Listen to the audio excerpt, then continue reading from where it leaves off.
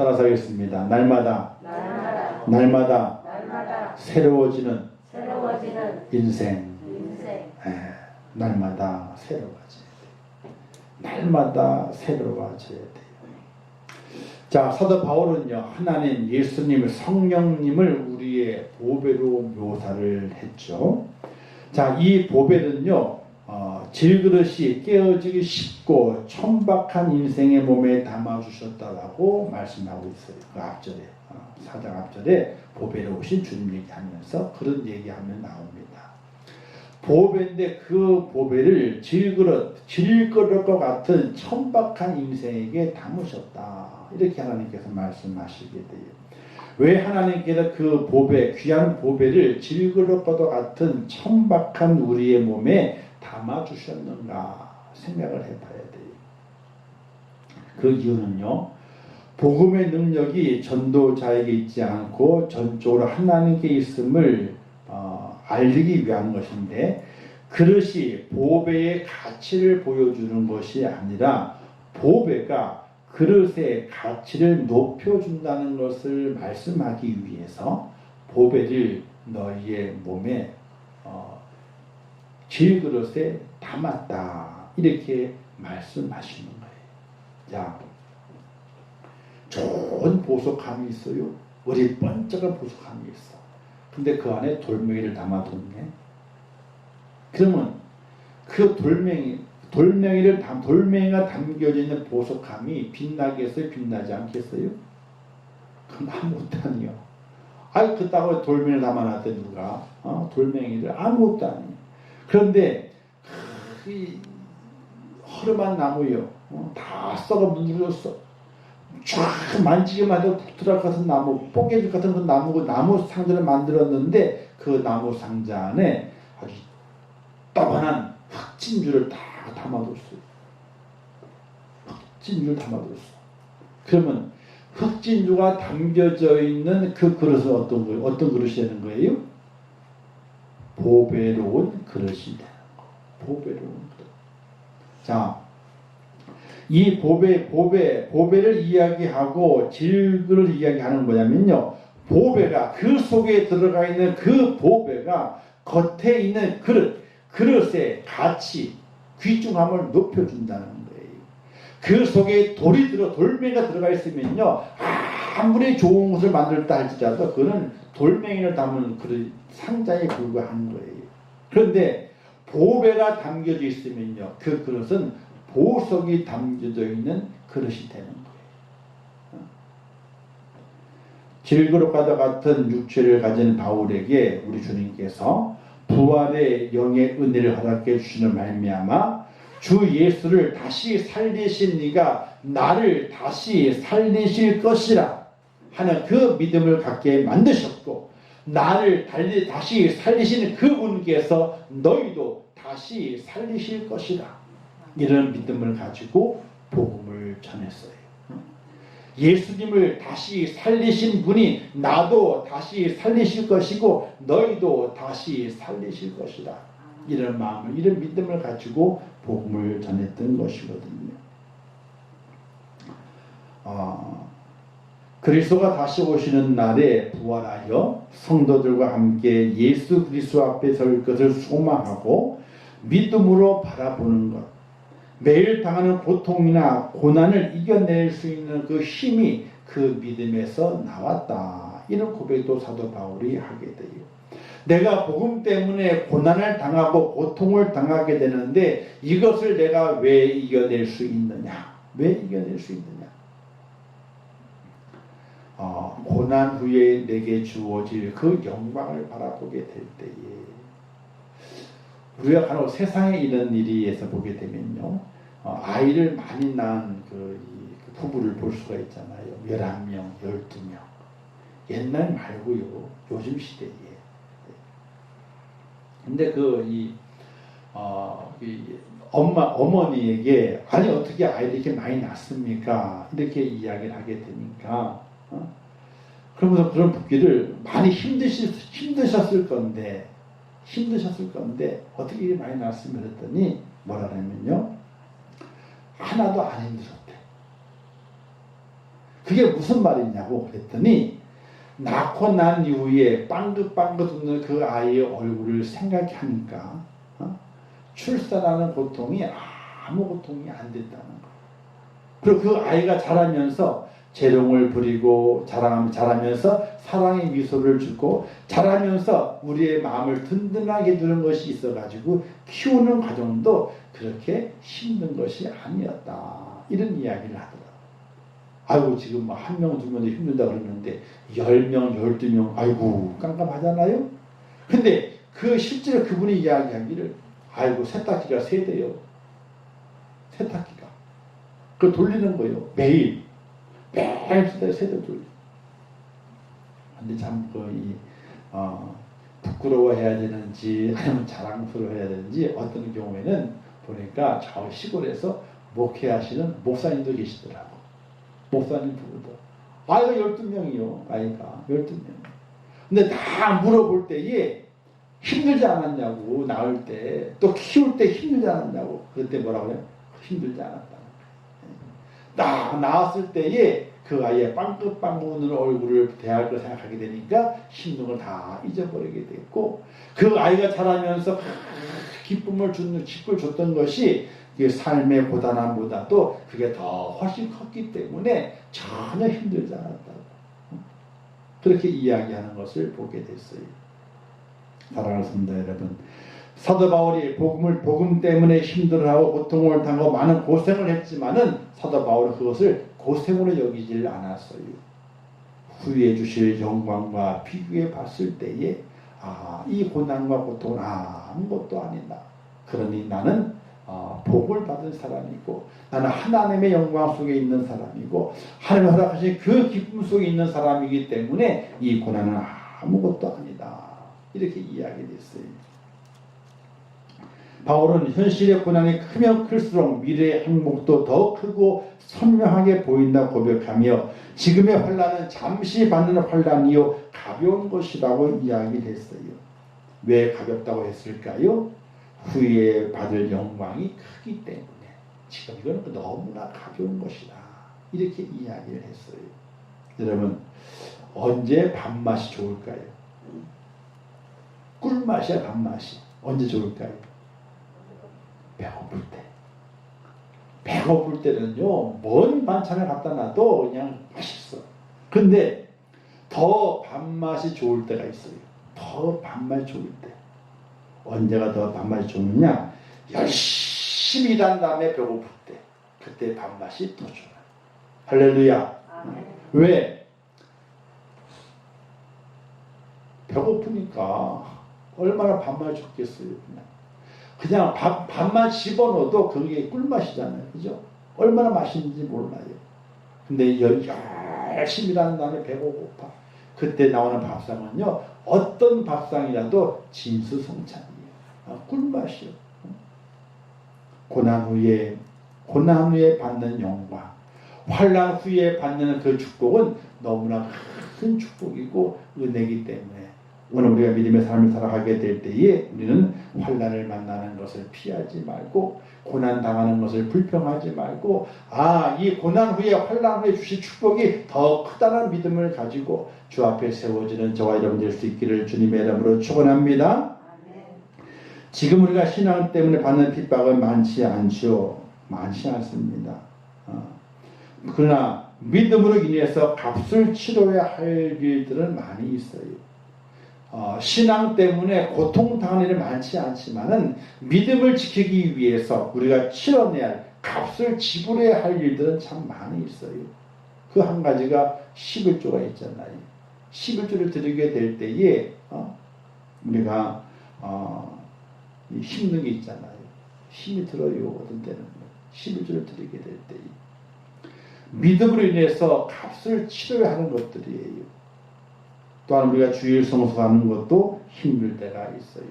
또한 남보다 더 헌신하고 봉사가 요구가 될 때에 힘들 때가 있어요. 그리고 애매하게 고난을 받을 때에도 힘들 때가 있어요.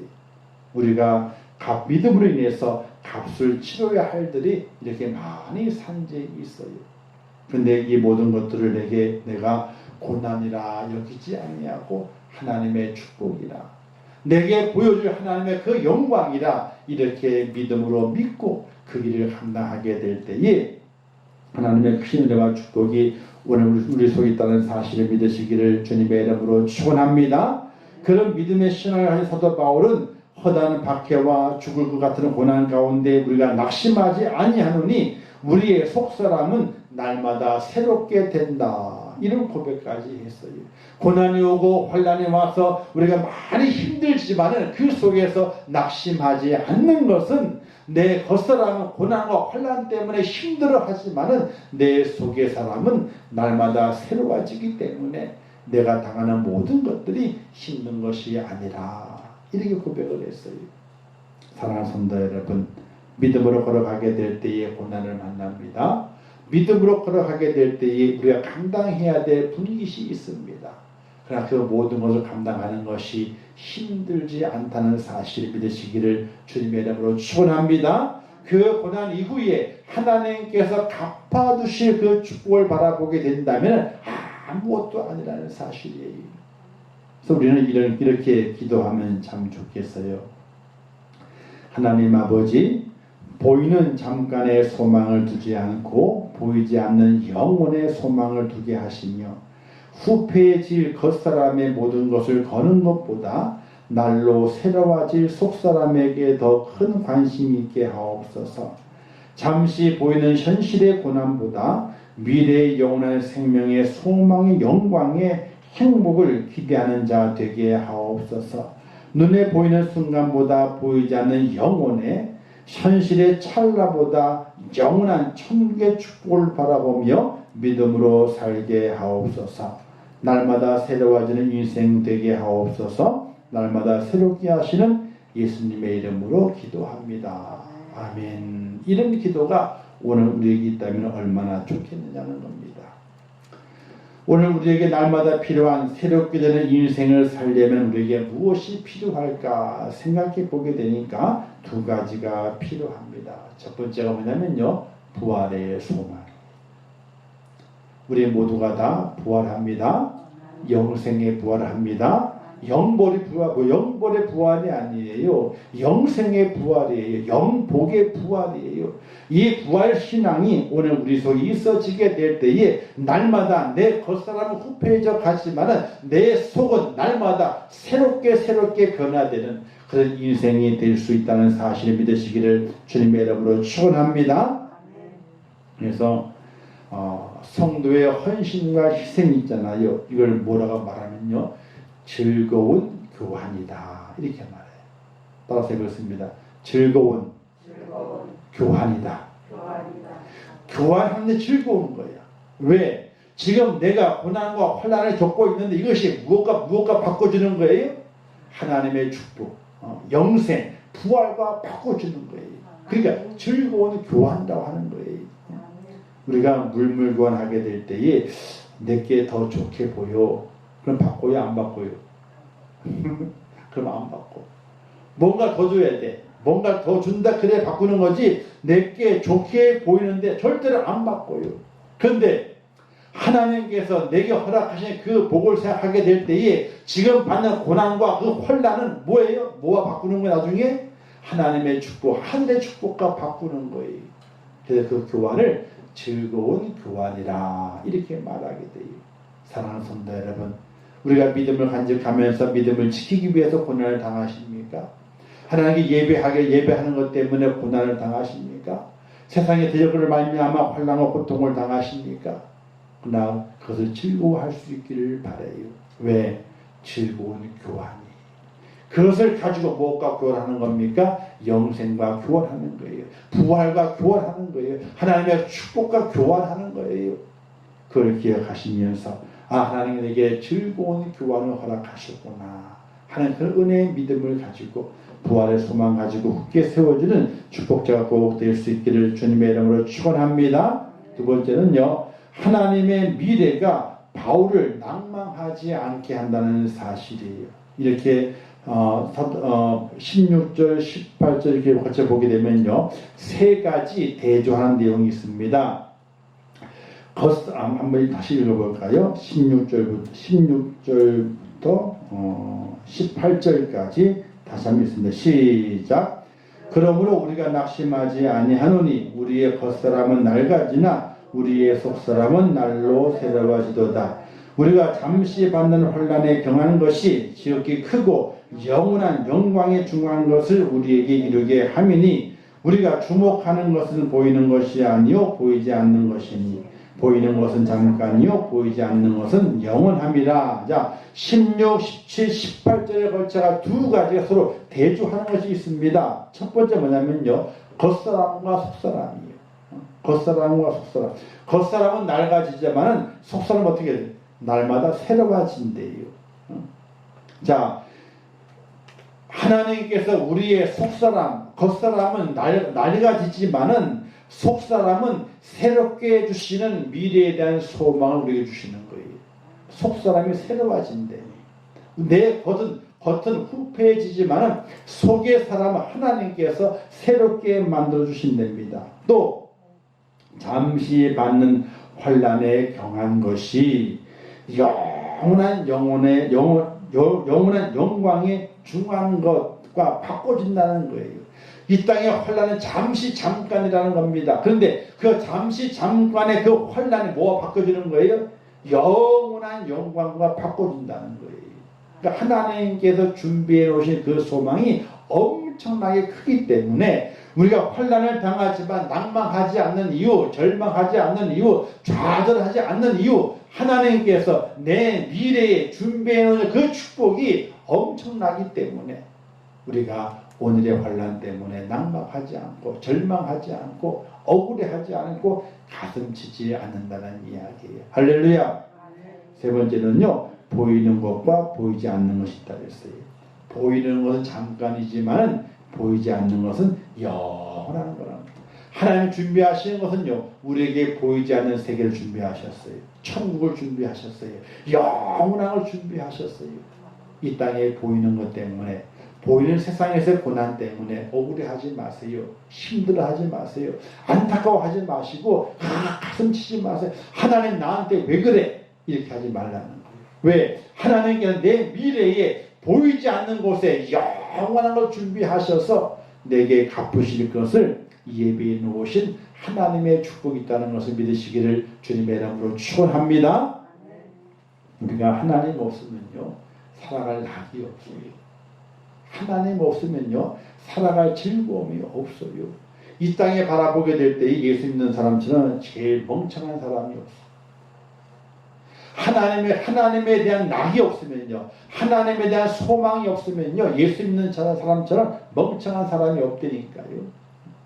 교회에다가 다 갖다가 바치지, 시간도 들이지, 내 삶을 쪼개가지고 예배드려 나오지, 봉사하고 헌신하지. 그렇다고 누가 칭찬하는 것도 아니고, 그죠? 다 그러잖아요. 잘못하면 어떻게 돼요? 수근수근거려. 또 잘하면 잘한다고 또 수근거리네. 잘해야 되는지 잘못해야 되는지 기준을 못 잡을 때도 있어요. 그죠? 잘하면 다 칭찬해야 되는데 잘했다고 시기가 질투하고, 못하면 못했다고 그냥 타박이나 할 줄 알지. 그죠? 칭찬할 줄은 몰라요.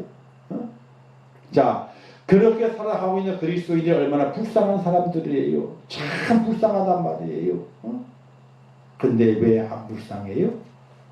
하나님께서 예비해 놓으신 미래, 예배는 그 미래에 우리에게 주실 것이 엄청나기 때문에 이렇게 말씀했잖아요.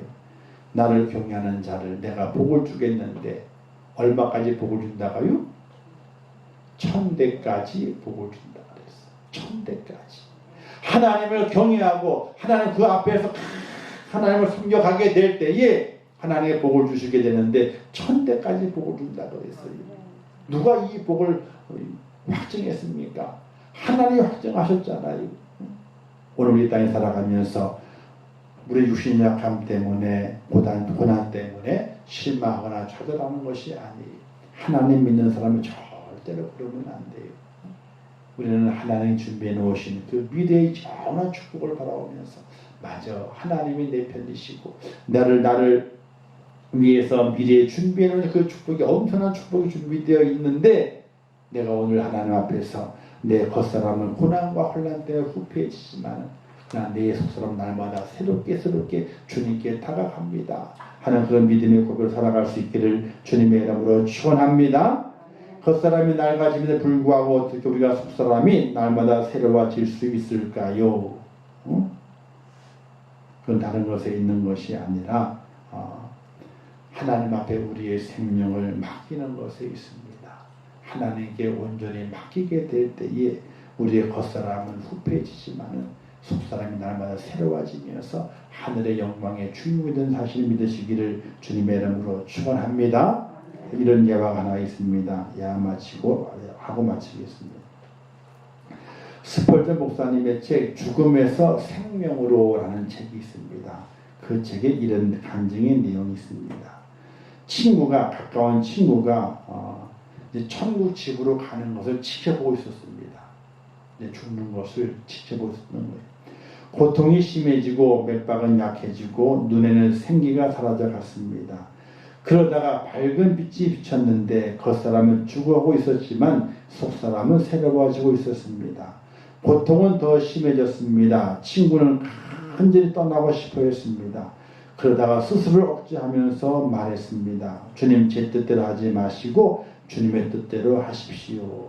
그는 주인이 길을 열어주실 때를 기다리며 기도했습니다. 주님, 저를 집으로 불러주십시오. 주님께서 마저 나오신다면 강물로 즉시 뛰어들겠습니다. 제 인생 여정은 이제 끝났습니다. 성공이고 승리고 영광입니다.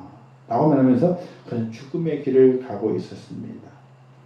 그러나 실제로는요, 생명으로 가고 있는 것이었습니다. 그는 기쁨으로 이렇게 죽으면서 외쳤답니다. 내가 주님과 함께 있다. 곧 주님 팔에 안길 것이다. 주님이 보인다. 어린 양의 피로 얻을 승리다. 이렇게 고백하면서 숨을 거두었다. 이런 책의 기록이 되어 있습니다. 죽음이 끝이 아니에요. 주님 품에 안기는 것입니다. 죽음이 끝이 아닙니다. 생명이 열리는 겁니다. 사랑하는 성도 여러분, 우리의 겉사람은 날마다 후패해져 갑니다. 이 땅에 살아가면서 고난과 혼란 속에서 질병 속에서 우리의 겉사람은 후패해져 갑니다. 많은 대적자들의 핍박과 방해 속에서 우리의 겉사람은 후패해져 갑니다. 그냥 그 속에 우리의 믿음은, 우리의 영혼은, 우리의 속사람은 날마다 새로워져 갑니다. 왜? 하나님께 가까이 가는 길이기 때문에, 생명의 길이 열리는 것이기 때문에 우리의 속사람은 날마다 새로워진다는 사실입니다. 그러면 말미암아 겉사람이 후패해지는 것, 고난이 오는 것, 환난이 오는 것, 그걸 두려워하지 말라는 겁니다. 왜? 그 고난 속에, 그 겉사람이 후패해지는 것 속에 우리의 속사람은 날마다 새로워져서 하나님께 더 가까이 가는 것이기 때문에, 영원한 영광 속에 들어가는 것이기 때문에 두려워하거나 낙심하지 말고 오히려 즐거워하라. 이렇게 사도 바울이 고백하고 있는 것입니다. 사랑하는 성도 여러분, 우리의 속사람이 날마다 새로워지고 우리 영혼이 새로워지고 믿음 안에 더욱더 거듭나게 되는 그 모습을 즐거워하시고 기뻐하시는 축복자가 꼭 될 수 있기를 주님의 이름으로 축원합니다. 사도 바울 말하지 않습니까? 우리의 겉사람은 낡아지나 우리 겉사람 날로 새로워지기 때문에 우리는 낙심하지 아니하노니 라고 했습니다. 절대로 낙심하지 마세요. 고난이 와도 몸이 힘들어, 질병 때문에 아프요, 절대 낙심하지 마세요. 그럴 때일수록 더욱더 내 영은 더 새로워졌어, 내 속사람 더욱더 새로워져서 하나님의 은혜의 장중안에 붙잡힌 바 되고 하나님의 그 영광이 나를 바라보게 되고 하나님 준비하신 그 미래의 축복을 다 받아들이는 하나님의 사람이 있다는 그 믿음 속에서 새로워지는 여러분들의 마음, 속사람을 보면서 희망을 간직하시고 하나님의 축복의 은혜를 노래하면서 믿음 안에 살아가는 축복자가 꼭 될 수 있기를 주님의 이름으로 축원합니다.